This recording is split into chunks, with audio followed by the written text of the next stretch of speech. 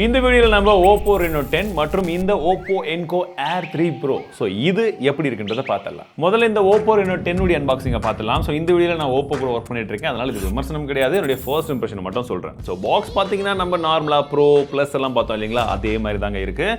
And இது variant அப்படின்னு பார்க்கும்போது 8GB RAM 256GB மாடல் வந்து கொடுக்குறாங்க. ஐஸ் ப்ளூ அப்படின்னு சொல்லக்கூடிய ஒரு கலர் வேரியண்டோட அது வருது. பாக்ஸ் ஓப்பன் பண்ண உடனே உள்ள நமக்கு ஸ்மார்ட் ஃபோன்ஸ் கொடுத்துருக்காங்க, கூடவே ஒரு சில புக்லெட்ஸ் இருக்குது, TPU கேஸும் இருக்குது. அண்ட் இந்த ஸ்டிக்கர்ஸ் இதுலையுமே வந்து கொடுத்துருக்காங்க. ஏற்கனவே சொன்னது தான், நீங்கள் அந்த கர்வ்டு டிஸ்பிளேக்கான அந்த UV ஸ்க்ரீன் ப்ரொடெக்டர்லாம் ஒட்டி க்ளூ எல்லாம் போடும்போது இந்த ஸ்டிக்கர்ஸ் யூஸ் பண்ணி நீங்கள் க்ளூ எல்லாம் மொபைலுக்குள்ளே போகாத மாதிரி வச்சுக்கலாம். ஸோ அது வந்து கொடுத்துருக்காங்க.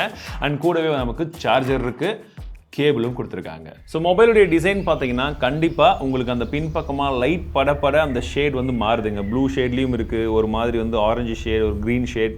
ஸோ டோட்டலாக அப்படியே வந்து லைட் படும்போது ஒரு ஐஸ் எப்படி டிஃப்ரெண்ட்டாக மாறுமோ அந்த மாதிரி ஒரு ஷேடில் வந்து தெரியுது, நல்லா இருக்குது. அண்ட் பின்பக்கம் பிளாஸ்டிக் தான், உங்களுக்கு சைட்லேயும் வந்து ஃப்ரேம் வந்து பிளாஸ்டிக் தான் இருக்குது. இந்த கர்வெல்லாம் வந்து பார்த்தீங்கன்னா ஓரளவுக்கு நல்லா பெண்டாக இருக்கிறதுனால கையில் பிடிக்கும் போது ஒரு ஸ்லிம்மான ஃபோனை பிடிக்கிற மாதிரி இருக்குது. பட் அந்த அளவுக்குலாம் கிடையாது.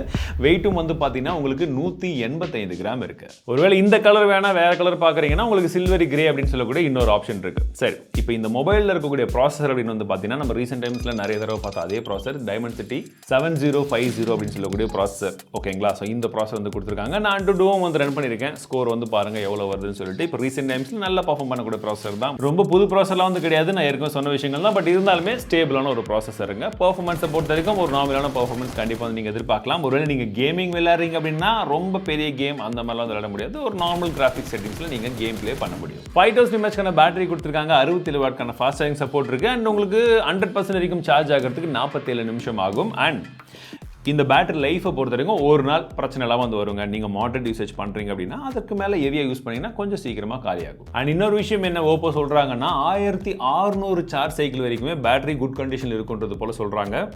ஒரு அப்ராக்சிமேட்லி ஒரு 4 இயர்ஸ் அப்படின்ற கால்குலேஷன் வரும். ஸோ எனக்கு ஒரு கேள்வி என்னன்னா, நீங்கள் ஒரு ஸ்மார்ட் ஃபோனை ரீசெண்ட் டைமில் 4 வருஷத்துக்கு மேலே யூஸ் பண்ணியிருக்கீங்களா? அப்படி ஏதாச்சும் யூஸ் பண்ணியிருக்கீங்க, எந்த ஸ்மார்ட் ஃபோன்ன்றதை கமெண்ட் செக்ஷனில் சொல்லுங்கள், தெரிஞ்சுக்கணும், கண்டிப்பாக தெரிஞ்சுக்கணும். LPDDR4X RAM type, UFS 3.0 storage type வந்து கொடுத்துருக்காங்க. ஸோ ஓரளவுக்கு உங்களுக்கு ரேம் மேனேஜ்மெண்ட்லேருந்து நார்மல் யூசேஜ்க்கு நல்லாவே வந்து பர்ஃபார்ம் பண்ணுது அப்படின்னு சொல்லலாம். ப்ளூடூத் 5.2 சப்போர்ட் இருக்கு, 14 5G பேண்டும் வந்து இதில் கொடுத்துருக்காங்க. கேமராவை பற்றி பேசும்போது இந்த கேமரா டிசைனை பற்றி பேசணும். அதே மாடியூல் டிசைன் நம்ம ப்ரோலையும் ப்ரோ ப்ளஸ் பார்த்தோம் இல்லையா, அந்த விஷயம் கொடுத்துருக்காங்க. ஸோ மேலே வந்து மெட்டல், கீழே வந்து கிளாஸ் கொடுத்துருக்காங்க. ஒரு வித்தியாசமான ஒரு டிசைன் பேட்டர்ன். அதை சுற்றியும் வந்து அந்த ஃப்ரேமிங்கும் வந்து பார்த்தீங்கன்னா ஓரளவுக்கு கட் அவுட் பண்ண மாதிரி ஒரு ஸ்லைடாக வந்து கொடுத்துருக்காங்க. பார்க்கறது நல்லா இருக்கு, ஃபீலும் வந்து நல்லா இருக்கும். ஸோ இப்போ ஸ்பெக் அப்படின்னு பார்த்தீங்கன்னா உங்களுக்கு 64 மேப்ஸ்க்கான ஆம்னி விஷன் இமேஜ் சென்சர் கொடுத்துருக்காங்க. அண்ட் 32 மேப்ஸ்க்கான Sony IMX709 அப்படின்னு சொல்லக்கூடிய ஒரு டெலிஃபோட்டோ லென்ஸ் வந்து கொடுத்துருக்காங்க. 2x போர்ட்ரேட் வரைக்கும் இருக்கு. அண்ட் இந்த செக்மெண்ட்ல இதுதான் ஃபர்ஸ்ட் டைம் அப்படின்றது போல அவங்க சொல்றாங்க. மூன்றாவதாக உங்களுக்கு 8 மேப்ஸ்க்கான அல்ட்ரா வைட் சென்சரும் வந்து இருக்கு. அண்ட் செல்ஃபி கேமரா அப்படின்னு பார்க்கும்போது உங்களுக்கு 32 மேப்ஸ்க்கான ஆம்னி விஷன் இமேஜ் சென்சர் வந்து யூஸ் பண்ணிருக்காங்க. அண்ட் கேமரா சாம்பிள்ஸை பொறுத்த வரைக்கும் எப்படி இருக்குன்றதை பாருங்க.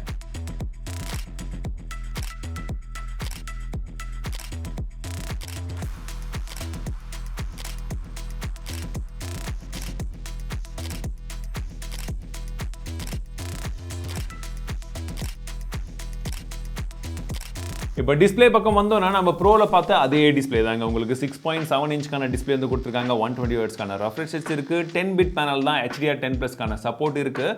டிராகன் டைல் ஸ்டார் 2 அப்படின்னு சொல்லக்கூடிய அந்த ப்ரொடக்ஷன் தான் ஃப்ரண்ட் சைடில் வந்து கொடுத்துருக்காங்க. அண்ட் அவுட்டோர் யூசேஜும் ஓரளவுக்கு வந்து நல்லா இருக்கு அப்படின்னு வந்து சொல்லலாம். அண்ட் நீங்கள் விஷுவலாக வந்து பார்க்கும்பொழுது உங்களுக்கு எல்லா சைட்லையும் வந்து கர்வ்ஸ் நல்லா இருக்கிறதுனால உங்களுக்கு ஒரு ஃபுல் ஃப்ளெஜ்டாக ஒரு மூவி வந்து நீங்கள் பார்க்குற ஒரு ஃபீல் வந்து கிடைக்குது. கலர்ஸ், வியூவிங் ஆங்கிள்ஸ் எல்லாமே நல்லா இருக்கு.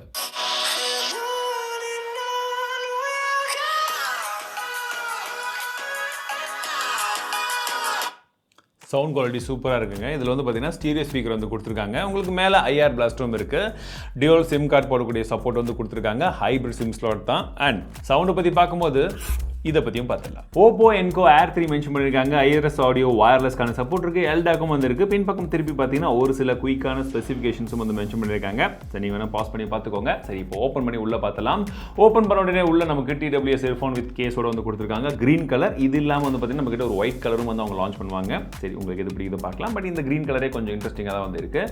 இதுக்கு அடுத்தபடியாக ஒரு சின்ன பாக்ஸ் இருக்குது. அதுக்குள்ளே நமக்கு தேவையான புக்லெட்ஸ் இருக்குது. Type A to Type C cable இருக்குது. அண்ட் இதற்கான எக்ஸ்ட்ரா இயர் டிப்ஸும் அதில் கொடுத்துருக்காங்க. இந்த இயர்ஃபோனில் ஃபர்ஸ்ட் விஷயமே அவங்க மென்ஷன் பண்ணுறது என்னன்னா, உலகத்தில் முதல் முறையாக பேம்பு ஃபைபர் டயப்ராம் யூஸ் பண்ணிக்கிறதா வந்து சொல்கிறாங்க. விச் இஸ் இன்னும் கொஞ்சம் லைட் வெயிட்டாக இருக்கும், இன்னும் கொஞ்சம் வந்து உங்களுக்கு ஸ்டெபிலிட்டி ஜாஸ்தி இருக்கும், அதாவது வந்து இன்னும் கொஞ்சம் ரிஜிடிட்டி வந்து ஜாஸ்தியாக வந்து இருக்கும். And at the same time உங்களுக்கு இன்டர்னல் டேம்பிங்கும் இன்னும் கொஞ்சம் பெட்டராக இருக்குன்றது போல சொல்கிறாங்க. போக போக யூஸ் பண்ணும்போது எப்படி இருக்குன்றது இன்னும் தெளிவாக தெரியும். ஸோ ஃபர்ஸ்ட் இம்ப்ரெஷன் மட்டும் தான். ஸோ இந்த கலர் வந்து பார்த்தீங்கன்னா ரொம்ப இன்ட்ரெஸ்டிங்காக தான் இருக்குது, ஷேப்பே சரி. அண்ட் இந்த மேலே வந்து பார்த்தீங்கன்னா கொஞ்சம் டிரான்ஸ்பரண்டான ஒரு டிசைன் மேலே லைட்டாக வந்து கொடுத்துருக்காங்க. Looks little bit interesting. And open பண்ணி உள்ள நீங்கள் இந்த இயர்ஃபோனை பார்த்தீங்கன்னா இதுலேயுமே இந்த LRன்ற கட் அவுட்டை வந்து கொடுத்துருக்காங்க. உங்களுக்கு வந்து பார்த்தீங்கன்னா அது ஒரு கட்டே வந்து பண்ணியிருக்காங்க, ஜஸ்ட் மென்ஷன் மட்டும் பண்ணல. நல்லா இருக்குது. அண்ட் ஃபிட் எப்படி இருக்குது, இது ரொம்ப முக்கியமான விஷயம் இல்லையா? ஸோ ஃபிட்டிங்கை பொறுத்த வரைக்கும் நல்ல ஃபிட் இருக்குது. அதுவும் நான் பேசும்போது எனக்கு அந்த சவுண்ட் லீக்கே வந்து எந்த சைடுமே இல்லைங்க. நான் பேசுறது எனக்கே வந்து நல்லா கேட்குது. ஸோ அந்த அளவுக்கு இருக்குது. ஸோ சவுண்ட் குவாலிட்டி எப்படி இருக்குன்றதை சொல்கிறதுக்கு முன்னாடி மற்ற விஷயங்கள் இதில் எப்படி இருக்குன்றதையும் வந்து சொல்லிடுறேன். ஸோ இந்த பர்டிகுலர் டிவைஸை நம்ம உங்கள் ஸ்மார்ட் ஃபோனில் கனெக்ட் பண்ணிட்டீங்க அப்படின்னா, ஒரு வேளை ஓப்போ OnePlus இந்த மாதிரி ஸ்மார்ட் ஃபோன் இல்லைனா நீங்கள் வந்து ஹேமலடி ஆப் இன்ஸ்டால் பண்ணணும். அப்படி இல்லாட்டி டிஃபால்ட்டாக கனெக்ட் ஆகணும். ப்ளூடூத் ஆப்ஷன் இருக்குது இல்லைங்களா, அங்கேயே இதுக்குண்டான ஃபீச்சர்ஸ் என்னென்றது வந்துடுது. இதில் ஓப்போ அலைவ் ஆடியோ அப்படின்ற ஆப்ஷன் இருக்குது. அண்ட் கோல்டன் சவுண்ட் 2.0 வந்து இருக்குது. உங்கள் காதில் நீங்கள் வச்சுட்டு இதை ஆன் பண்ணிட்டீங்கன்னா உங்கள் காதுடைய ஷேப் இதெல்லாம் வந்து மெஷர் பண்ணி அதற்கேற்ப சவுண்டை வந்து அது கொடுக்கும்னு வந்து சொல்கிறாங்க. ஓகே. 12.4mm கான டைனமிக் டிரைவர்ஸ் இருக்கு. ப்ளூடூத் 5.3 கான சப்போர்ட் வந்து கொடுத்துருக்காங்க. 90 மினிட்ஸ் வந்து இந்த பட்ஸை சார்ஜ் பண்ணுறதுக்கு டைம் எடுத்துக்கும். அண்ட் உங்களுக்கு சார்ஜரோட அதாவது இந்த கேஸோட நீங்கள் சேர்த்து சார்ஜ் பண்ணணும்னா உங்களுக்கு 120 மினிட்ஸ் ஆகும். அதாவது அப்ராக்சிமேட்லி 2 hours ஆகும் அப்படின்றது மென்ஷன் பண்ணுறாங்க. IP55 கான ரேட்டிங் இருக்கு. அண்ட் ஒவ்வொரு இயர் டிப்ஸுமே வந்து பார்த்தீங்கன்னா உங்களுக்கு அப்ராக்சிமேட்லி 4.3 கிராம்ஸ் தான் வந்து இருக்கும். டோட்டல் வெயிட் அப்படின்றது பார்த்தீங்கன்னா 47 கிராம் வருது. அண்ட் உங்களுக்கு வந்து பார்த்தீங்கன்னா இதில் single tap, double tap, tap and hold, இல்லை ஹோல்டு அண்ட் டேப் அப்படின்றது போல ஏகப்பட்ட ஷார்ட்கட்ஸ் இருக்குங்க. நீங்கள் வால்யூம் இன்க்ரீஸ் பண்ணணும் அப்படின்னா, இப்போ பாருங்க நான் ரைட்டில் வச்சுருக்கேன், நீங்கள் டேப் பண்ணி ஹோல்ட் பண்ணிட்டே இருந்தீங்கன்னா ஒரு 3 பீப் வருது ஸ்லைட்டாக. அதுக்கப்புறம் வந்து ஒவ்வொரு ஸ்டெப்பாக தான் வால்யூம் இன்க்ரீஸ் ஆகுது. எடுத்த உடனே சர்றன்னு போகிறதில்ல, அப்படி வரதில்ல. ஸ்லோ அண்ட் ஸ்டடியாக இன்க்ரீஸ் ஆகுது. நீங்கள் கை எடுத்துட்டிங்கன்னா ஆட்டோமேட்டிக்காக வந்து ஸ்டாப் ஆகிடுது.